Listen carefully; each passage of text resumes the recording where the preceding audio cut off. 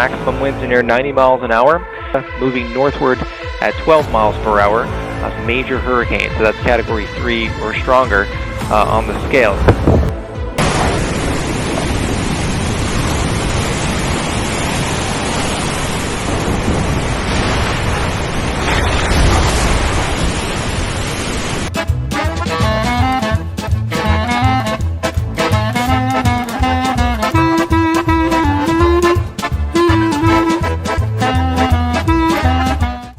Still be really accurate. Same sort of thing. And if it's consistent, that's the key.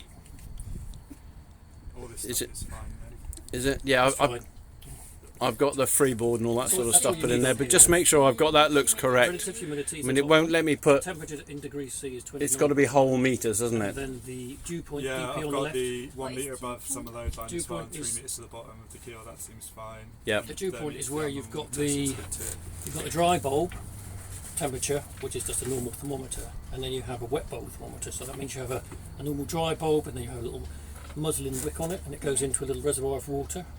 So it's the cooled dry bulb temperature, and the difference between the two is the relative humidity, and that comes up as a percentage. Okay, got it. Okay.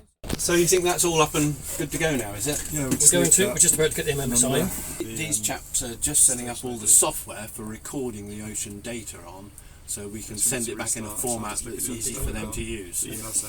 So it'll be used across the board by various organisations, and this is a good format to send it in, and we use this bit of software. You got a funny way of getting the at symbol, Arabas. Ah, yes, it's Arabic, this, isn't it? Yeah. Oh yeah. Right. If you're in- put at, yes. So at is shift. It's one of these. I thought maybe it was a French keyboard, but yeah, that wasn't working. Ah, That's there it the is. one. That's the one. Okay, thank you. No, it's Arabic. So it doesn't even upset my office.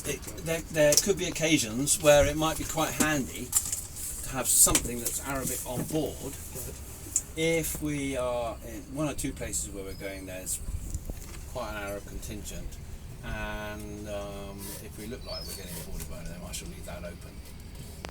If they spot an Arabic keyboard, they're going to think, does this chap speak Arabic? Is he screwed? Are they Arab? Just so doubt in their mind, you know what I mean? Can you? No, not a clue. Can you? No, not a clue. But if you so doubt in people's minds, they kind of they're just a bit cautious. Yeah. And the moment you got them on the back foot, you're in charge. Well, that's the idea. Hey, it might not work.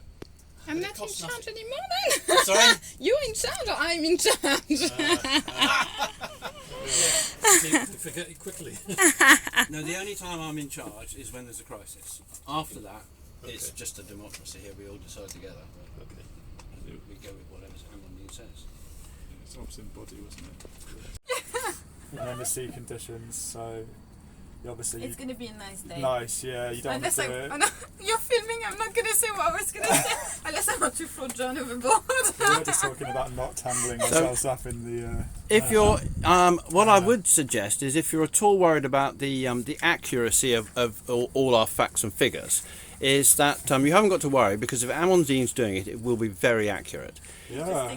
If you watch our videos about mixing the deck paint, you'll see how accurate it will be. I mean, I wanted to just weigh a bit of paint and weigh a bit of hardener to go with it, and apparently no.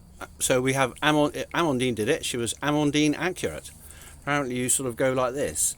Yep, that much. I can tell she's going to be a good weather observer. Oh, she's going to be I'm a brilliant. paint Already taken, scientist. yeah. Paint scientist, that's the worst thing, I guess. It's my job. Yeah. So this is Amandine learning all about what's got to happen. It looks back at school. wow. It looks very complicated, Amandine. I think I'm glad you're in charge of this.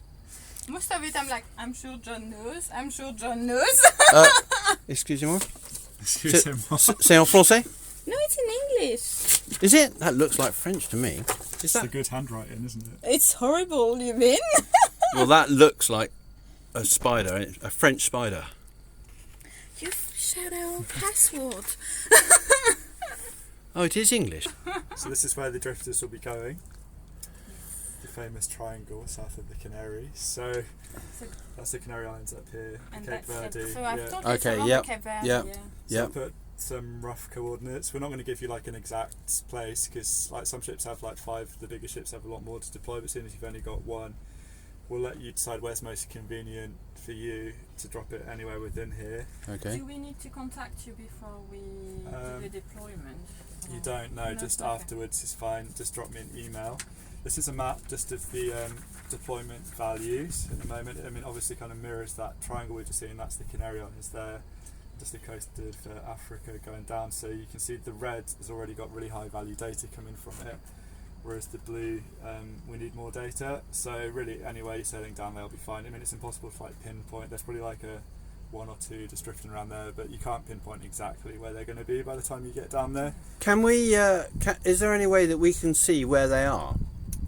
Yes. Yeah, Dave, do you Yes, want we to can. start? we can send you a link, and you can see them where they actually are. So the thing, all I'm thinking is we could see where these boys are that are actually been deployed already, and say to ourselves, well, no point in deploying one this morning because there's one 15 miles to our east. Let's leave it a bit and come into a window 100 miles from any other buoy and pop it off if we're in the blue. Could do, but in our experience, probably it's better just to deploy it anywhere in that zone, because Within your zone. I mean, I'm Yeah. talking. Mm-hmm. But does it matter if we deployed and it's close to another one? Not for Not now. They'll really. probably drift apart eventually anyway. To be Oh, honest, will I've they? got a drifter track here. Bought this for you, Oh right. especially for your video. Oh So nice. this is Thank the you. drifter that's drifted the longest in the history of drifters. Wow. So you can see you got like the west coast of the USA down there, going up to Oh wow. Kamchatka Peninsula. Yeah. So this actually drifted for 10 years. So most of them last for 18 months, and then they eventually end up on a coast somewhere. But yeah, this one lasted that long, and for all that time it was given temperature data, Wow. pressure data, and some of them have like extra things on, like they can measure wave height and stuff. Not this one, but yeah, just shows you exactly how long they can last. But we can send you this afterwards, like a few months into your trip. We'll send you this and we'll show you exactly where it's drifted. Oh, that would be cool. And Yeah. you can share that with everybody else. Yeah, that would be good. And also show you the data it's been giving as well, so that'll be really good. Yeah, nice. I produce a monthly report on our drifting boys, so I can Right. show you. What cool. do I send out? Yeah, that's amazing. We have seen them occasionally, not that close, but we've seen them as we've crossed oceans. We've seen the odd Okay, one. okay. Yes, the nearest one we saw was actually just off Loo, Okay. about 7 or 8 years ago. I think it probably was now. We saw one in the water, but yeah, we've occasionally come across them. It's Okay. not that often. Excellent. Okay, yeah, that's So, good. Just got some info on drifters here, what they do, what parameters they measure. So this one just shows you where the sea temperature is measured. The barometer will be on the top, and that's the drogue I was talking about. So Yeah. it's not driven by the wind; it'll be driven by this ocean current. So Yeah. that when you put it in, that will sort of extend down. It's got like little holes in it. It's just like a really long tube, and it'll just drift about wherever it's going to go from there. And then all the data from the drifting buoy will get sent up to the satellite, and that can be used to verify the model data.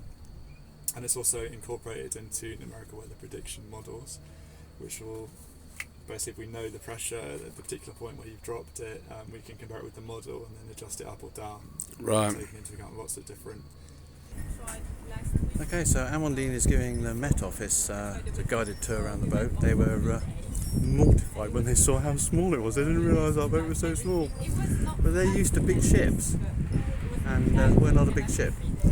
I think what they were worried about was whether some of their equipment would fit.